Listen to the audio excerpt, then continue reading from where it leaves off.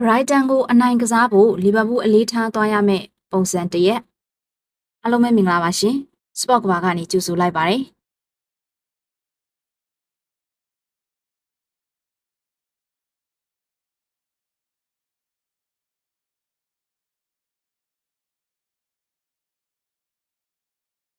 လီဗာပူးအသင်းအတွက်ကတော့တကယ်ကိုမှစိတ်လှရှားဖွယ်ရာအခိုက်အတန့်ကိုရောက်ရှိနေပြီဖြစ်ပါတယ်အနီးကပ်ဆုံးပွဲစဉ်မှာတိုက်စစ်မှု2ဦးကိုတွဲသုံးပြီးတော့အပြောင်းလဲတစ်ခုကိုစတင်ချိန်ထိခဲ့တာကြောင့်ပါအစောပိုင်းမှာကလည်းဒီလိုသုံးခဲ့တာမျိုးတွေရှိပေမဲ့လို့အခုကတော့ဒီကစားကွက်ကိုပဲပင်နိုင်သွားမလားဆိုတာဆက်ပြီးတော့မှကြည့်ရပါမယ်လီဗာပူးအသင်းဟာလာမယ့်စနေနေ့ည Brighton အသင်းကိုအိမ်ကွင်းမှာဧည့်ခံကစားသွားရမှာဖြစ်ပါတယ်မြန်မာစံတော်ချိန်ည9:00နာရီခွဲမှာရှင်ပြိုင်သွားကြမှာဖြစ်ပြီးတော့နှစ်သင်းစလုံးကရမှတ်တူအနေထားဖြစ်နေတဲ့အချိန်မှာဘယ်အသင်းကများရမှတ်တွေကိုပို့ပြီးတော့စုဆောင်းသွားနိုင်မလဲဆိုတာစိတ်ဝင်စားစရာပါပဲ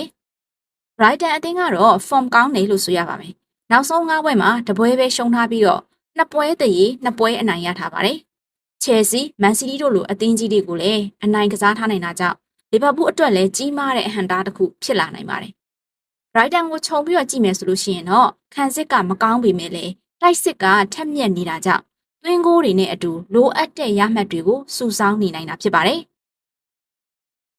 Welbeck ဦးဆောင်တဲ့တိုက်စစ်က Premier League ရဲ့အကောင်းဆုံးတဲ့ကိုပါဝင်နေပါတယ်။တစ်ဖက်ကလီဗာပူးအသင်းကတော့တိုက်စစ်ကလိုအပ်တဲ့သွင်းကိုတွေရှာဖွေနိုင်ပေမဲ့ခံစစ်ကတော့ရော်ရဲနေတာတွေ့ရပါတယ်။အင်တာမီလန်နဲ့ပွဲမှာကတော့ခံစစ်ကကြစ်လက်ခဲ့ပြီးတော့ပေးကိုမပေးရအောင်မှစွမ်းဆောင်ထားနိုင်ပါတယ်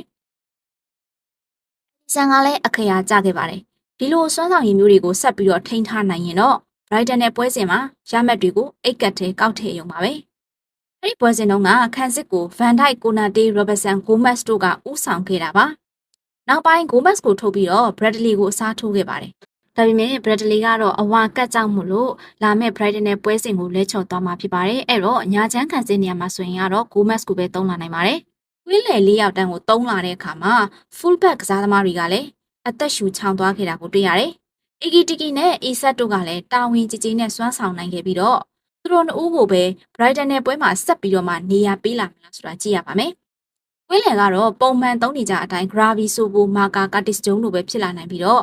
Viz ကိုတော့သုံးချင်ရင်ဒီ၄ယောက်ကိုအနည်းငယ်အလှည့်အပြောင်းလုပ်ရဖို့ရှိပါတယ်။ Brighton ကခံစစ်ကညံ့တဲ့ဘက်ကိုပို့ပြီးတော့ရိုင်းတာကြောင့်လက်ရှိလီဗာပူးတိုက်စစ်အနေနဲ့တေချာပေါက်တော့ဂိုးသွင်းနိုင်မှာပါ။ဂျင်ယော်တို့ကခံစစ်ညံ့တဲ့လောက်တိုက်စစ်ကထက်နေတာကြောင့်သူတို့ရဲ့တိုက်စစ်ကိုပဲလီဗာပူးအနေနဲ့အကောင်းဆုံးတားဆီးနိုင်မယ်ဆိုလို့ရှိရင် Brighton စီကရမှတ်တွေကိုရရှိနိုင်မှာဖြစ်ပါတယ်။ပြီးခဲ့တဲ့ပွဲစဉ်မှာအလှည့်ပြောင်းတစ်ခုကိုပြုလုပ်ရင်းနဲ့အနိုင်ရလက်နဲ့အတူအင်အားတက်ကြွနေတဲ့အချိန်မှာ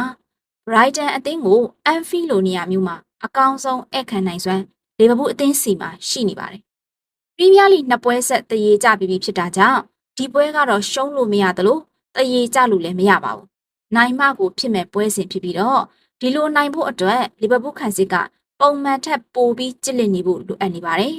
။ Brighton နဲ့ပွဲစဉ်မှာဘယ်လိုရလဒ်တွေထွက်ပေါ်လာမယ်ထင်လဲဆိုတာကိုလည်းဆွေးနွေးခဲ့ကြပါအောင်ရှင်။